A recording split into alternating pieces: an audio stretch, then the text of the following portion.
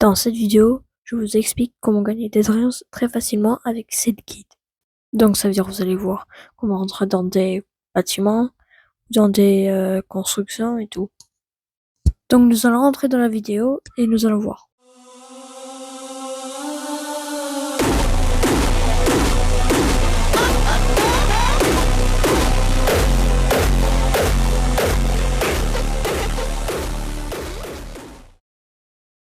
Donc déjà, imaginons que tu as joué Dead Risks pour la première fois avec 0 bands, 0 classe et 0 game pass. Quelle est la première chose que tu dois faire? Déjà, si tu as des Robux, c'est parfait.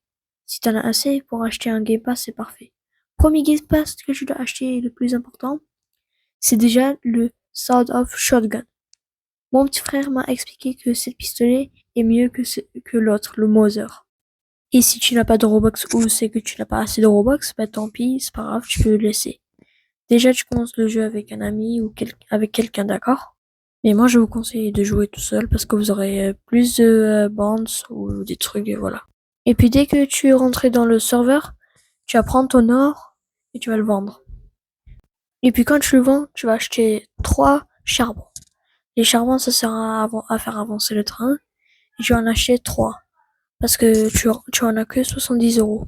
Et puis après, avec les 10 € qui manquent, tu vas t'acheter un bandage.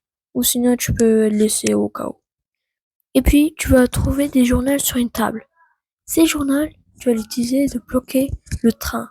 C'est-à-dire dans la chaise, dans le chauffeur. Tu vas les bloquer en faisant un mur. Et puis au milieu, tu peux rentrer, mais par le côté, c'est-à-dire par le côté de ton corps. Et il faut pas que tu rentres avec ton ventre, parce que sinon, on dirait que le monstre, il peut rentrer comme ça. Et vous allez voir que pendant le jeu, si vous voulez vous arrêter quelque part et que c'est la nuit, c'est vraiment très très important. Et elle vous aura plein de choses. Et puis après, avec ton train, tu vas avancer, tu cherches des maisons et tout. Tu prends des affaires et tout, voilà. Et puis si dans ton chemin tu vois un village, tu dois vraiment t'arrêter. Elle te sert à plein de choses. Déjà tu auras de l'or, de l'argent et tout. Mais parfois il y aura des banques dans ces villages. Il y a des grandes chances qu'il y aura des banques. Et dans ces banques, il y a des ors et tout qui peuvent te servir à acheter des pistolets. Et puis tu peux avoir des bandes aussi dans les banques. Ça dépend. 3, 4, 5. Et donc si c'est des banques qui sont un peu abandonnées ou quelque chose, bah, il te donne moins de trucs. Et puis si c'est un banque tout neuf et tout, bah, tu auras presque tout. Et puis pour tuer le monstre, tu vas t'approcher un peu du zombie. Quand il y a les zombies qui t'ont vu et qui t'approchent, qui sont en train d'approcher de toi, bah, tu vas aller sur le truc marron là qui sert à aller dans côté du train. Et puis là-bas, tu vas le tuer avec ton pelle. Et puis après, tu répètes ça à chaque fois et tu vas voir qu'il y aura moins de zombies. Et puis si tu joues avec un zombie qui a un chapeau, bah, c'est le zombie du banque et c'est très important de l'avoir. Parce que si tu tues ce zombie, bah, il te donne un papier avec un code. Ce code, ça te servira à rentrer dans la banque qui est un code, voilà. Et puis quand tu rentres dans la banque, tu as récupéré tout ce que tu as voulu. Félicitations, tu as réussi à rentrer dans la banque sans de problème. Et puis dès que vous arrivez dans la base de protection, vous achetez ce que vous voulez. Mais pour le pistolet, ce que je vous conseille d'acheter, c'est celui qui est plus cher. Je parle pas de celui qui coûte 125 €, je parle de celui qui coûte 75 €. Celui-là, on dirait que c'est un sniper. Il est très très bien si tu sais bien viser. Si tu sais bien viser sur la tête, c'est parfait pour toi, t'as aucun problème. Et puis surtout, n'oublie pas d'acheter des charbons. Le charbon, c'est ce qui te sert à avancer le train. Bon, ça c'est basique. Mais si tu trouves un base de militaire, par exemple, ça arrive de le trouver à 12 kilomètres. Ce que tu veux, tu rentres dedans, tu les tues sur la tête, comme je t'ai dit. Et puis après, tu vas aller dans leur tour et tu vas tuer les chevals dès que le premier vague est fini. Tu vas tuer les soldats avec les chevals. Et ça, c'est la partie le plus importante. Et puis, si vous trouvez un monsieur qui est le plus différent de tous, c'est-à-dire il a une veste noire, mais il a un chapeau noir aussi. Lui, tu peux le vendre chez la police ou quelque chose, je sais pas comment on dit. Ben, ça te donne 150 €. Ça, c'est important aussi pour la clé. Cette clé, il te sert à ouvrir une chambre où il y a un canon dedans avec des bounces et puis avec des balles pour tirer le canon. Et puis n'oublie pas aussi de prendre des bandages, les balles, les pistolets et tout, tous les affaires dans leur base. Et puis il y a d'autres chances que vous allez pas trouver la base militaire, mais le laboratoire de Nikola Tesla. Bah en fait, dedans ce laboratoire, il y a une tête de Nikola Tesla. Ça en fait est une bouteille avec un cerveau dedans. Et si tu le vends, ça coûte en fait 250 €. Et ça, c'est vraiment beaucoup dans le jeu. Et puis, il n'y a pas que la tête. Il y a aussi d'autres parties du corps. Les bras et les jambes. Et en fait, il y a une table où tu rassembles les parties du corps.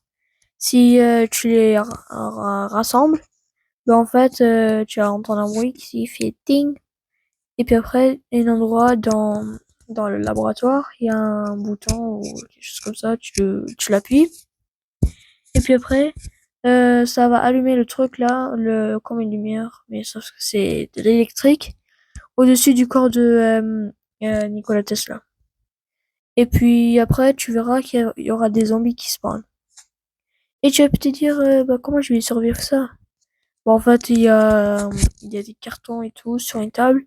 Tu montes là-haut et après tu restes là, tu tires avec ton pistolet et tu auras plus de chances que tu survives. Et puis, dès que tu as tué tous les zombies, tu verras que le corps, ou les parties du corps, de Nikola Tesla, il est plus là.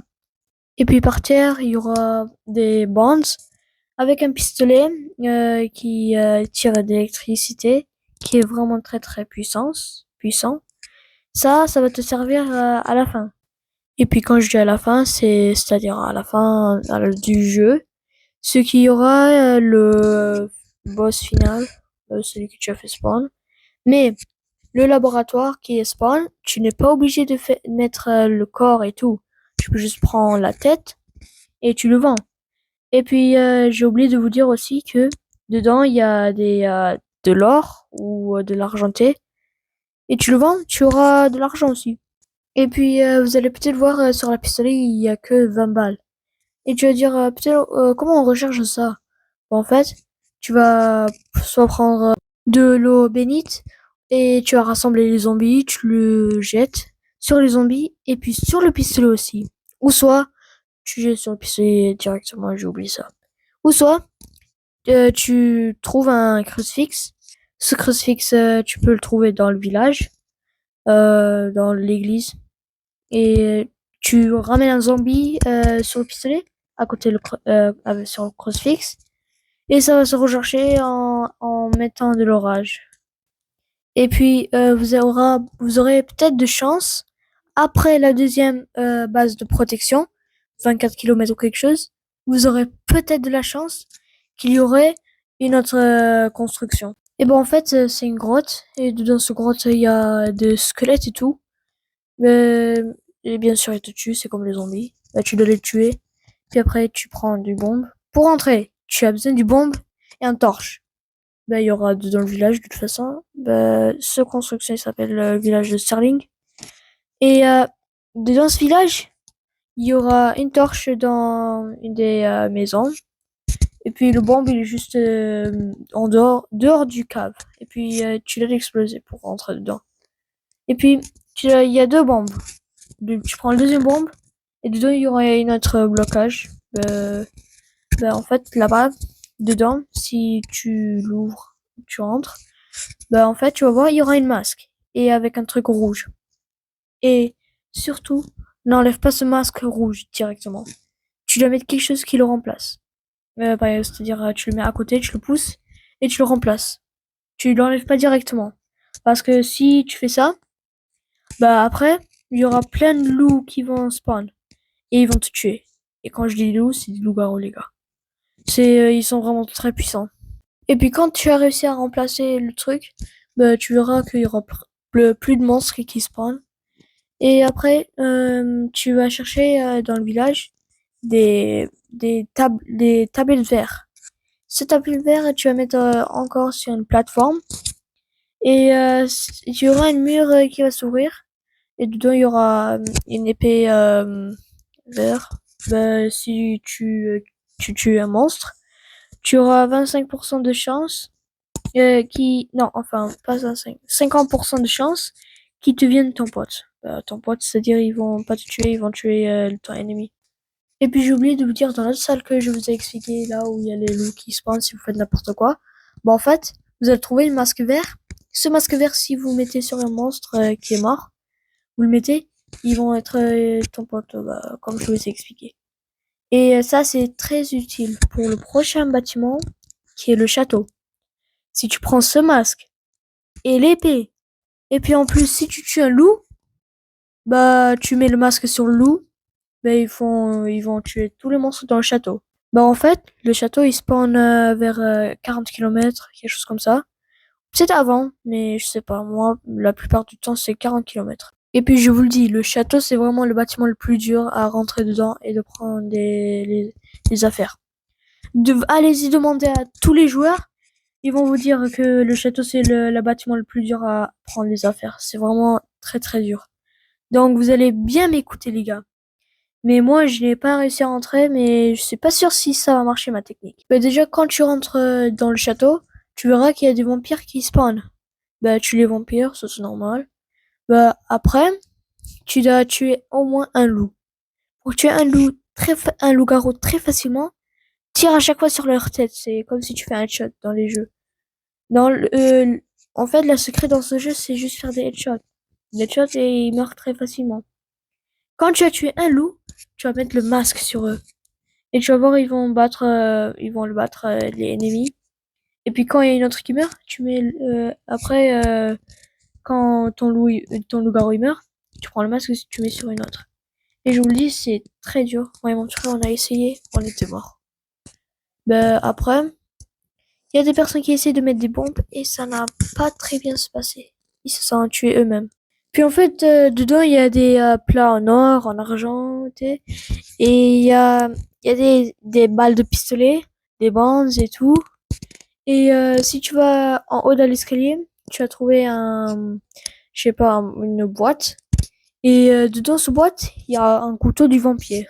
Qu'est-ce qui fait ce couteau? Ben, en fait, ce couteau, quand tu es en train de tuer un zombie, ça te donne un peu de vie.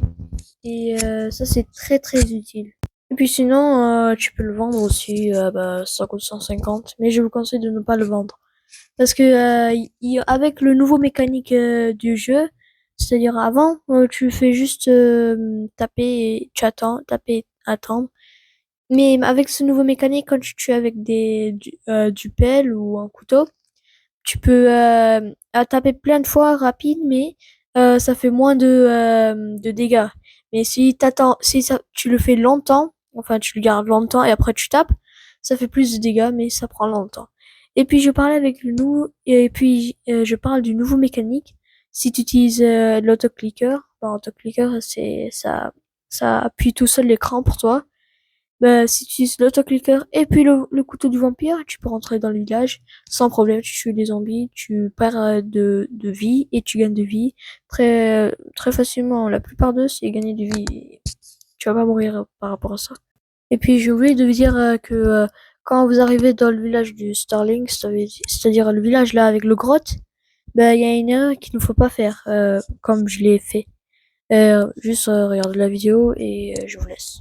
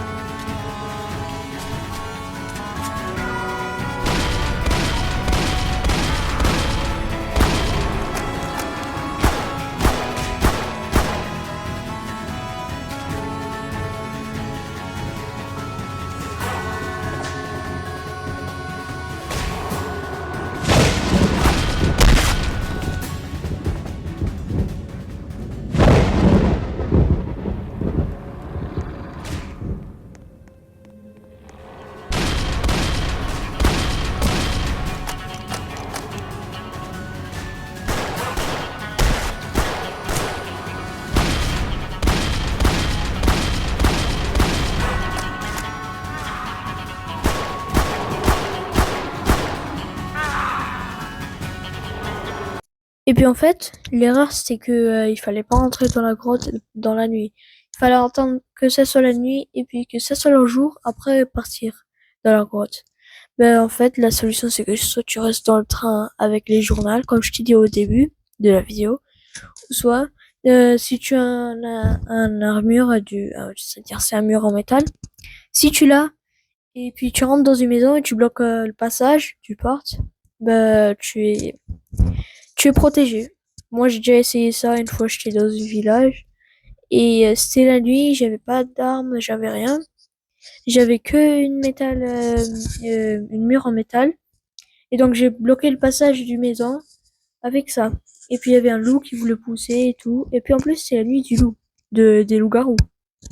Et puis, à la fin, j'ai réussi à survivre. Et puis, le dernière chose qui est le plus important, c'est de gagner le jeu. Comment on survit la fin. En fait, quand tu arrives dans le dernier base, c'est pas un base de protection, les gars. Faites attention. Ne faites pas la même erreur que moi. Si je trouve la vidéo, je vous le montre.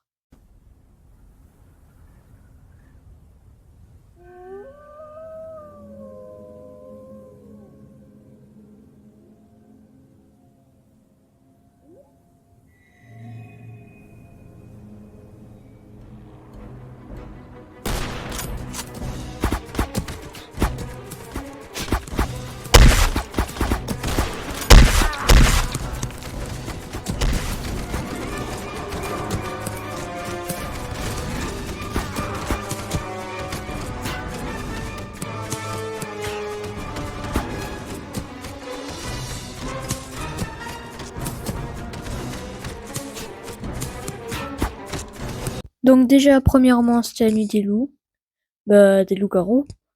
Deuxièmement, on était allé avec des chevals, ce qui est pas le meilleur truc à faire. Et puis je vous explique pourquoi on est allé en cheval. En fait, notre train était à 60 km et puis il pouvait plus s'avancer. Et puis en fait, l'erreur c'était qu'il fallait regarder sous le train, sur les roues du train. Peut-être il y avait encore du zombie. Parce que après quelques mois que j'ai appris ce truc, j'ai regardé dans le roue des trains la prochaine fois qu'il s'est arrivé, je l'ai enlevé le corps du zombie ou c'est quoi qui était. Et puis ça a marché. Le train il pouvait remarcher.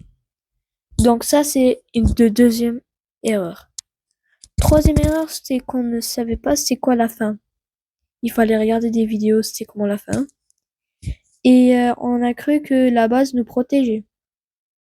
Et c'était pas une base des ennemis. Et puis, je sais pas si vous avez vu ou pas, mais on n'avait pas beaucoup de balles pour tirer. On n'avait que 24 balles. Ce qui est pas conseillé pour faire.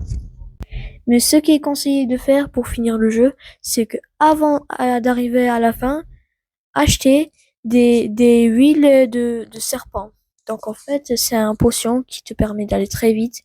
Mais pas ça, mais pas que ça, mais aussi votre vie se régénère. Enfin, vous voyez vous comprenez, vous avez capté. Ouais.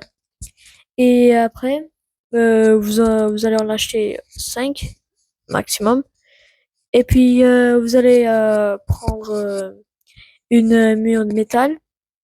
Et puis vous allez, quand vous allez rentrer dans la base, ou vous allez un peu s'arrêter devant la base, vous allez le tuer, celui qui est dans les tours. Et puis après vous allez rentrer, vous allez tuer tout le monde. Mais si vous n'êtes pas fort et c'est votre première fois, je vous conseille de ne pas le faire. Ce que je vous conseille de faire, c'est que vous buvez 3 huiles de serpent directement et vous allez dehors, vous foncez, vous allez euh, euh, faire le truc là du pont, tourner le truc, le mécanisme, et puis vous entrez dans votre train. Et puis après, vous allez prendre votre pelle, je sais pas, vous allez les tuer. Ou sinon, tu peux juste rester comme ça, chill, et après tu vas voir, tu vas gagner le jeu. Voilà, ça c'est mon guide pour gagner le jeu de Dead Rails très facilement. Ça c'est ma manière. Et j'ai appris ces trucs-là par mon pote, ou par moi-même, ou par des vidéos. Et je l'ai fait tout ça en qu'une seule vidéo. Si vous avez d'autres conseils, vous pouvez me l'écrire dans les commentaires. Comme ça, je les mets aussi dans notre vidéo. Et merci à tout le monde de regarder cette vidéo. Et puis, bonne chance à gagner des drills.